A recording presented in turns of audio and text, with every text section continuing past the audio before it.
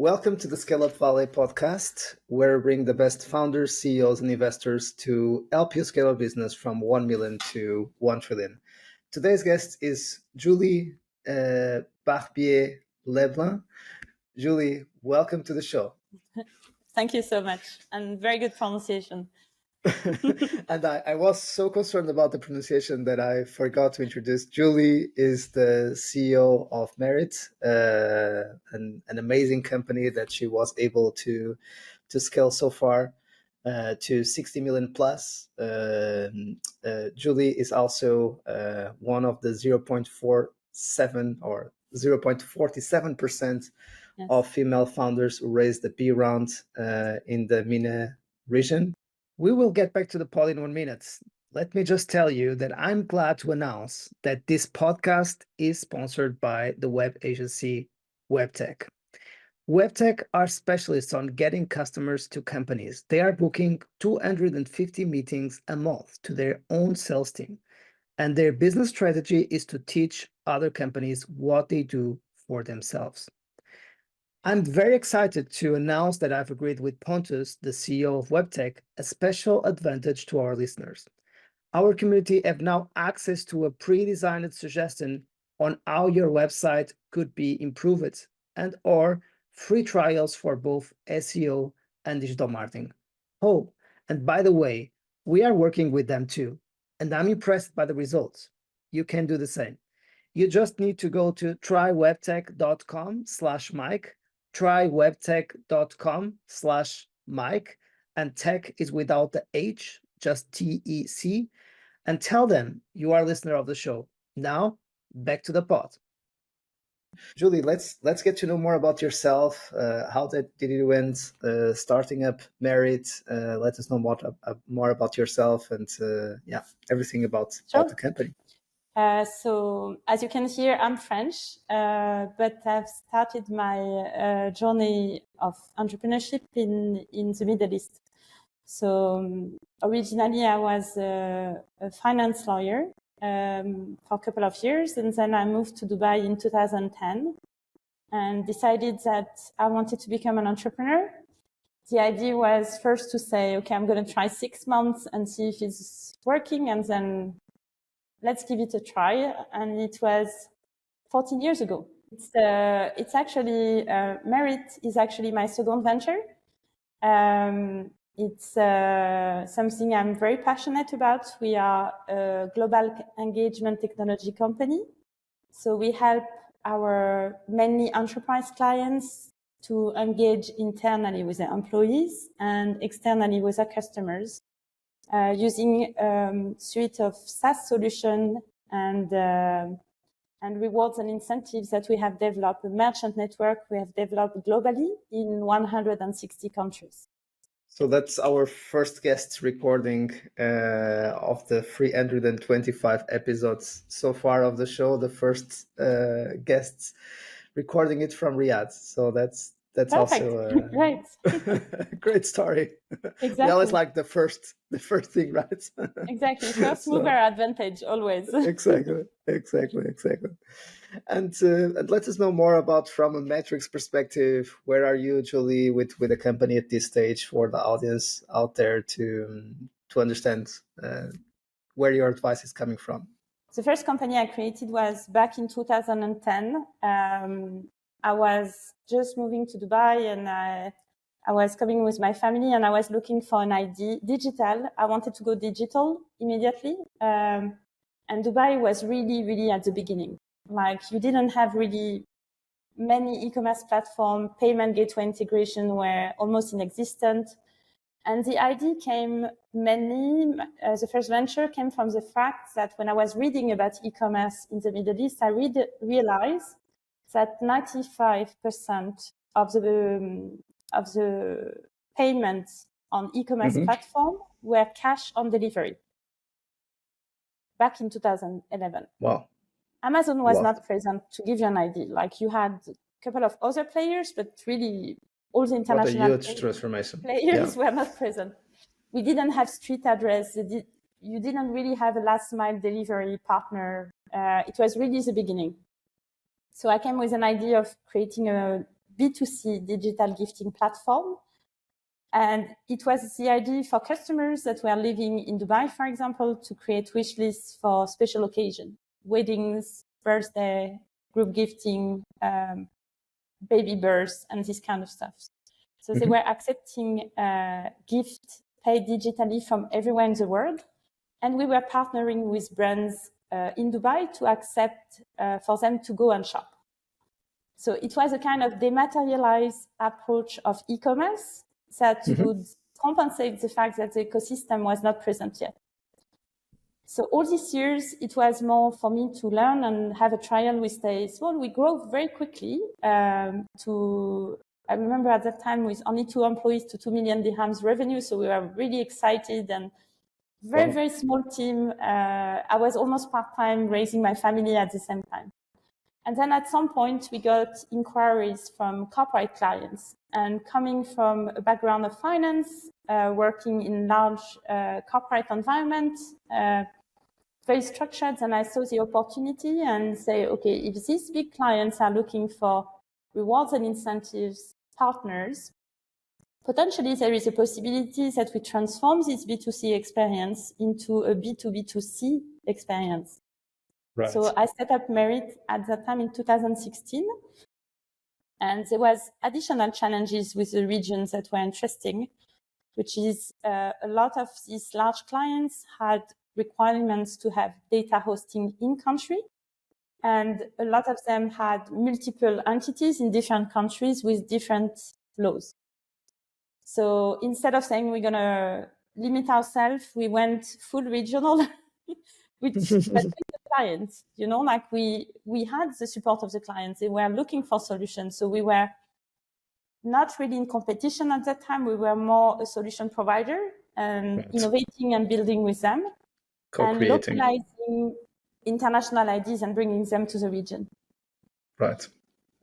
So long story short, in less than 4 years, we grew 12x. Wow. We raised the Series A in 2021, $5 million first to make it more scalable. And we have now closed our pre-Series B early this year and moving into Series B now. So it's it has been, the last 4 years have been really exciting and a little bit, it can give you even dizziness, because we had to manage the growth, ensure that everything is moving fine, making sure that we are supporting the growth, supporting the scale, but at the same time, making sure we are conscious of, protecting the brand identity, making sure we are not being distracted about many things. So yeah, it has been a very interesting journey. Yeah, and something that is quite interesting about the story, especially this, this high growth kind of paces with disruptive new concepts. There is the temptation of going in a journey of growth at all costs, and in your case, you definitely kind of followed the playbook that all the VCs and all the founders out there would love to. Is you raised funds to be able to grow quicker, and not because you needed it, because you had a bit the positive in different moments of the journey of the company. So you had the option of just stay private or just don't raise more money and dilute yourself and keep growing.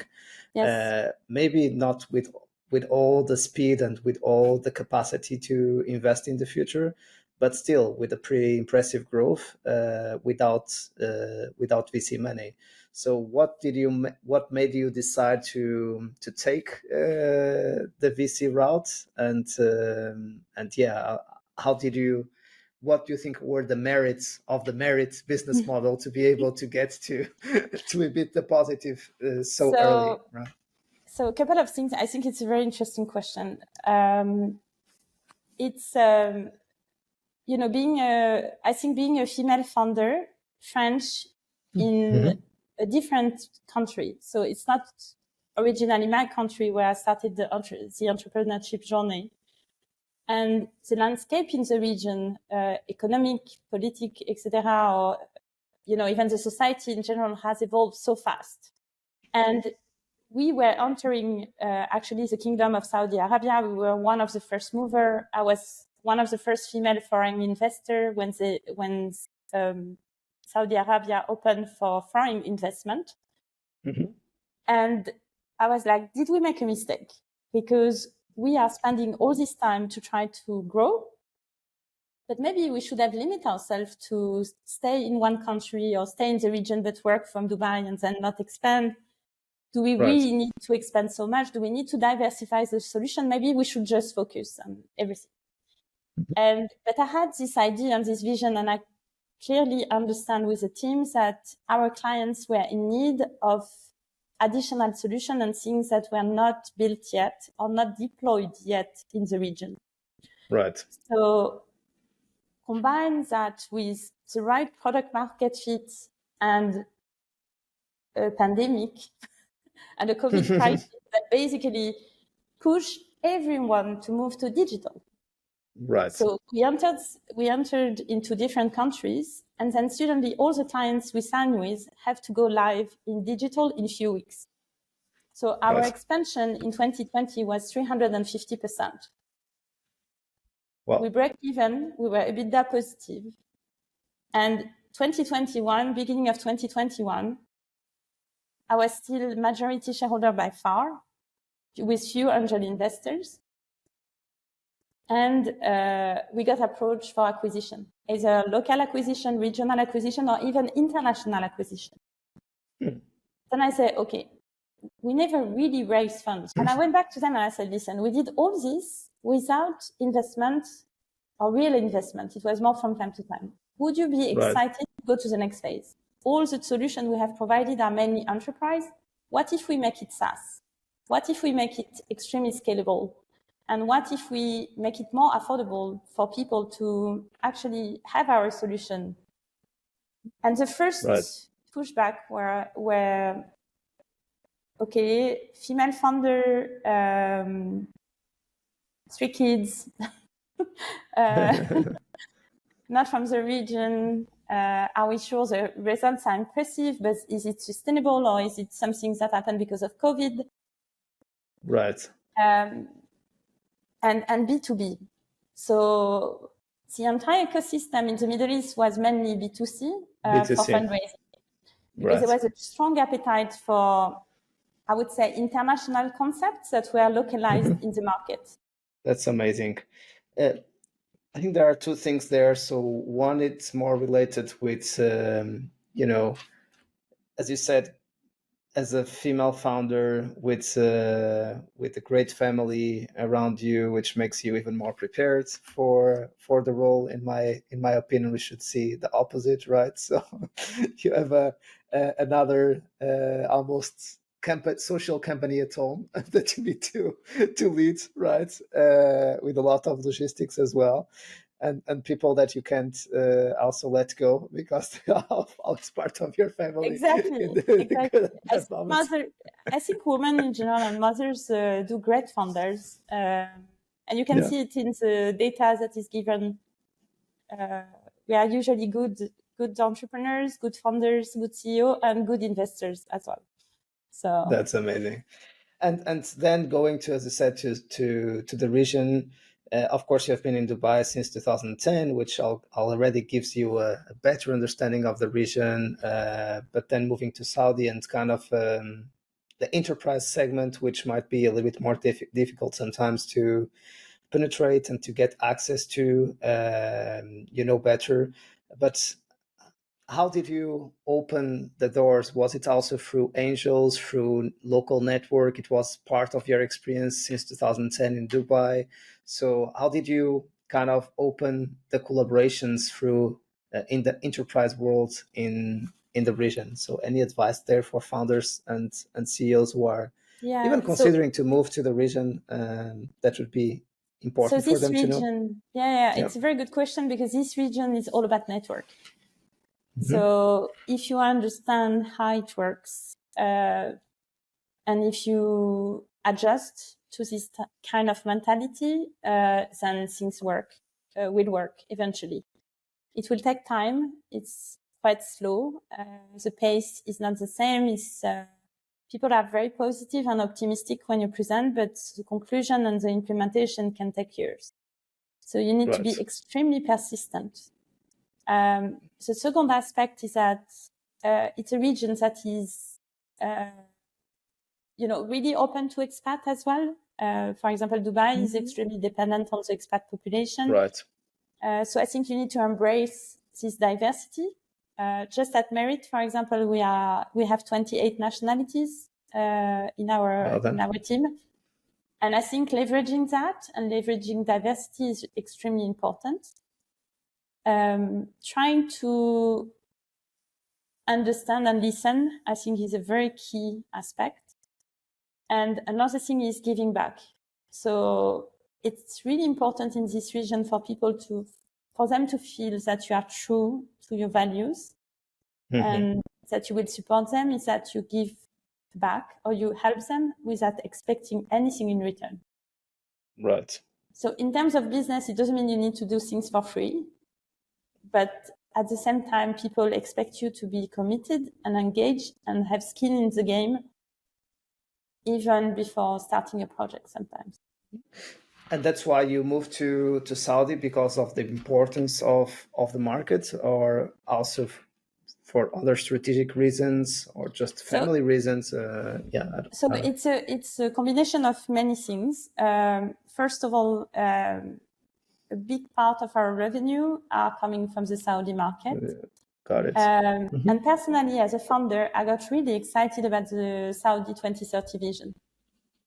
The ambition, the change from an oil economy to a digital economy and diversification, women empowerment, all these things.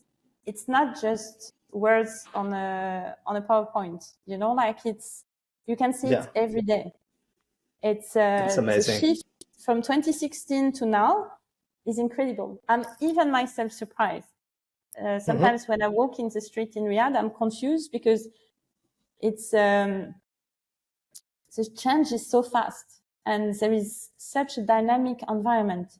If you want to have an idea of this dynamic environment, I was discussing recently with some clients that told me that, not sure, I didn't read the data, but they told me that the average age in Riyadh is 29 years old. Wow. So understand, when you come as a founder and you work on innovation and, creative ideas and new things and so on, it means the entire economy is turned into the future. It's not only about the youth, it's also we have a plan. We know that until 2030, it's very clear what has to be done. So as digital entrepreneur, technology, tech entrepreneur, if I can support these visions, and it's really exciting for us. Yeah. That sounds fantastic. Actually. What made us survive and thrive in the initial years of the company is not sustainable anymore, and we need to change the way we lead, and it's difficult. So what got us here will not get us there, and sometimes it's also difficult to let go skills that made us successful until now, right? But will not make us successful for the next stage, which is kind of makes our brain a little bit confused, right? So we are here because I had these kind of skills, and these skills don't serve anymore the next stage. So I need to reinvent myself and transform myself for the next stage of growth. So it's really, from the outside is easy to identify, but from the inside is a huge transformation to go through different stages. And I think that's the beauty of being a founder, right? Is that you learn so much about yourself, and you are always constantly evolving to not become the bottleneck of growth of the company. So very, very nice. There is another thing that I consider very, very important, which is your decision to bring your, as you called him, already 5 years with the company. So you started up in 2016, and you brought your co-founder CTO in 2021 when you raised the Series A rounds. This is another pivotal moment. I mentioned that you needed also to share a bit of equity with this co-founder. Yes. So when the company was already very big, right? So, and it gets to a moment that, yes, I believe that the future, I want to transform this company from a services company into a more product-oriented company, really a deep tech company, because I think that's my vision. That's what I believe we need to go. But at the same time, it's kind of, leaving control, leaving money on the table as well. So how did you go through this process, and especially for other solo founders that started the company out there and then bring a CTO or bring a co-founder, CPO, or whatever is the seat, but usually it's a technical founder to the table, and be able to be in peace with your decision? Because in this case, of course, you are fortunate after 3 years that you clearly said that this was a critical lever to scale the company to the next stage. But sometimes we also know that sometimes if we choose the wrong co-founder, this can be a disaster and a very tough situation, because then it's difficult to fire a co-founder as usual. Yeah, exactly. No, I think it's a very valid comment. Actually, looking back at it, maybe I was a little bit crazy in a sense to do it. But I think this is what makes entrepreneurs interesting, right? Sometimes we are able to balance between the risk you are taking and actually the opportunity. Right. So if the opportunity is higher than the risk, or you are able to balance it, then it's the right decision. I didn't take it too lightly, but also sometimes circumstances force you to go in that direction. Once we started to be so successful and the demand were coming, I really understood that I wouldn't be able to continue to manage a technical team. And also my knowledge is not in technical. I'm a good generalist, and I can jump from marketing to finance to fundraising to tech to product and so on. But sales, at the end of the day, I'm not an expert. So it's important. And what you said about self-awareness, like realizing what are your limits, hiring people that are better than you, people that teach you something every day. And at the end of the day, the vision can stay with you, but you need to be surrounded by the right people that also are able to challenge you. Because otherwise you are very comfortable with yourself, but you're not going to grow, and you're not going to go in the next phase of innovation. Yeah, I think it's important also to, appreciate your courage, and also be grateful for and for the work that you did, of course, but for choosing the right people. And of course, this doesn't happen just with the co-founders, also with the entire executive team and key positions that we are along the way. A wrong decision, a wrong hire can have a huge impact in certain moments of the organization, right? So especially in the first hires, but I would say even later, if you sometimes in executive role, that person can have a huge impact on the culture and on the rest of the team. And if we make the wrong call, sometimes it's difficult to redirect, or we can lose some quarters definitely, and sometimes some years to recover from a big bet hire there. So I think sometimes it's a combination of what we say, right? As much as I work as like a lucky I get, but sometimes it's also important to have that star that helps us in the critical moments, in the key moments. Even if we put the work, we still have the stars aligned to go in the right direction and to take the right call. Cool, awesome. Just a quick controversial question, because we need to ask these kind of controversial questions in this kind of shows too. That's not my style, as you know, but did you ever feel as a female founder any kind of resistance from any team members in the region because you were a woman leader, or did you perceive that at any time? Not only from team members, I would say it's something that come from, it's not about the region, actually. Some of the biggest pushback are coming from what I would say mature markets, I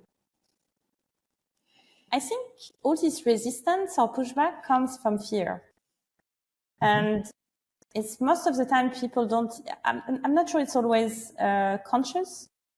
I think it's coming from your bringing, it's coming from your own experience, it's coming from the way you have been educated. It's also a perception, even if you don't have a pushback. For example, certain, I would say, elements of your leadership can be perceived as different. We have always this example of being assertive versus being emotional. And I actually, I have one example, but it was in the region, but from an American citizen. And it was a tense meeting, and he was actually acting a lot, trying to push me back, saying that I'm not competent or whatever. It's just an excuse to push me, like to negotiate something. Right. And because I had a feeling he was using like bias on women, I push back and say, listen, I feel this meeting is getting really emotional. We are talking business here. And this is usually what is pushback on women. You are too emotional. So I pushed back and I mirror and I told him, you are too emotional. I suggest we withdraw from this meeting and we reconvene when we are all calm and quiet. Wow. And this worked really well because it just shut down the person trying to actually, I presume he did it before with other women. Right. And it's funny, we had Saudi people in the meeting and they called me just after. And I have one of them that laughed for 10 minutes straight on the call because it was so amazing to witness that I cannot even stop laughing because it was such a good technique. It was not a technique. I was just trying to make him understand that he's biased. Let's calm down. Let's push things together. I will answer your request, but do it in a professional way. And actually, after that, we had a long discussion with this person. And he told me, no, I was just nervous because I couldn't understand what you wanted to say. And I was coming from a bad meeting. I said, it's fine. But it just sometimes it can be, if I wasn't strong in my thinking, if I wasn't strong in, it could really demolish my self-confidence. So we need to be very, very careful with what is being said. But as a female founder, I need to do the same with my team. Very good examples, and I love the pragmatic example on how to deal in this kind of situations, because I think that it's not just about talking the issue, it's just acting on the issue and kind of giving examples on how to set boundaries and how to be courageous and not to let it affect your self-esteem or your self-confidence and your capacity you need to learn from it, because also what are you giving that allows this person to do it? Maybe you've been too nice before. Maybe you've been too, I don't know. There is always something you can learn from this type of experience. Absolutely. And that is the point. Instead of becoming of course, it's easy to me to talk and I have huge respect, but it's easy to become, in any situation, to become the victim instead of being the actor and do something about it and help change it. One step at a time, because that's how history tells. It's one step at a time. Literally, one action makes the difference, and that's great to see. Congrats, Julie, again. And the time is flying, and I know that we need to speed up, and we could stay here for hours. That's exactly our pre-call was about, and the show as well. So, what's next for you? What is the next plan? How to get to 100 million and beyond and become even more global? I know it's one of your wishes to keep making the company more and more global, as you said. Yeah. So I think it was one of the questions, how can we continue to grow? How can we make our business also exciting for the next phase? Because the first feedback we got when we did Series A, they were saying we are not really VC material. We are not really VC company, And I was like, really? Like, that sounds awkward to me, because coming from my experience in Europe, I think we are very relevant. And I think what will make the difference now, it's, first of all, we are operating on another pivot. We are moving to become an infrastructure enabler. So not only going into delivering SaaS solution and so on, but like you have, for example, banking as a service, we're going to provide engagement as a service. So because our backend system and the core systems that we have built is so strong and is easily scalable and easily, we are able to roll out very quickly in different markets. We believe that enterprise clients would be really excited to use it as an enabler for their own business objective. And we act as a technology partner. So certain roles that we were doing before will not be things we will do anymore, and we'll largely focus on being the infrastructure enabler, including eventually competitors or, what we consider as competitors before. Yeah. So that's one thing. And the second thing, in terms of group organization, like there are many things we can do that could move us into a different scale, potentially move into a space where we could also become a kind of venture builder. So the technology we have developed could support startups. And we know we come from the startup worlds. So all our experience and knowledge could help us to go to the next phase. And I think that's the only way for us to, there are other ways, but I think it's a very aligned way with the way we have grown in the past and how we can continue to grow as fast in the future. And we cannot limit ourselves only to customer loyalty or employee engagement or different things. It's like we are working on many, many different topics. Public sector projects, sustainability, many different things that we are working on that are very interesting and could bring the company to the next phase. Sounds very exciting and something that I didn't highlight beyond the EBITDA positive kind of mindset and the business model. That I think it's quite innovative. We didn't have the time to go deeper into that to another episodes. Is the fact that you that you keep with 100 people already at 60 million plus in revenue. It shows a discipline, and it shows the way you focus more and more on the IP instead of just expansion at all costs, just fancy kind of metrics. I think it also shows again why EBITDA positive is something that you are able to do. So Julie, we have a quick kind of wrap up with a very quick Q&A session at the end of the show. So I will just ask a quick question. If you could give me also a brief answer, please, and that's the way we wrap up today. Yes. So let's go with the first one. If you would have the opportunity to have a coffee with Julie in 2016, what advice would you offer to your younger self? In 2016, I would say ignore people that say your idea will never work, because I had these kind of comments.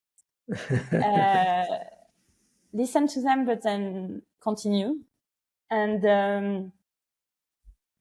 also don't, I would say don't listen too much to people that tell you to slow down. Right. Everyone has their own pace. And if you are comfortable with it, then continue and push. Your proudest achievements in your career so far? The proudest one, I think it's that the balance with my family life. So I choose to become an entrepreneur because I wanted to have a better life balance with my kids. And I'm very proud to have raised, it's not part of my career, but I'm proud to have been able to balance both. Mm-hmm. And the biggest achievement, I would say, professional-wise, was the first awards we received in terms of being a technology entrepreneur.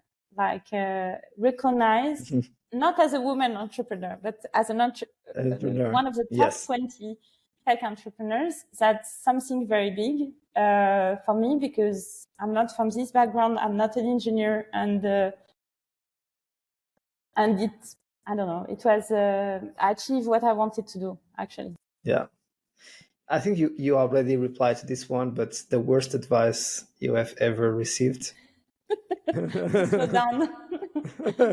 Slow down. It's at the same time, it's the best advice because now what I've heard in the past years, I'm applying it now, not to slow down, but to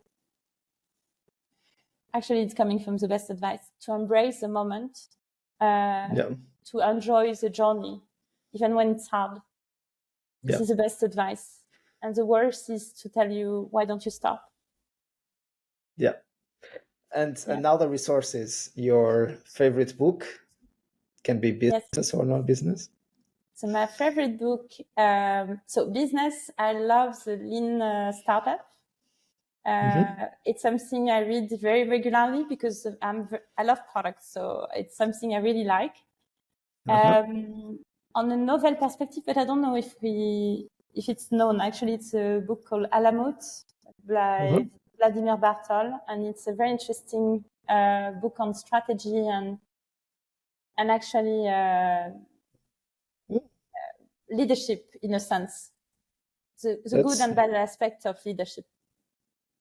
And finally, your favorite podcasts, excluding this one.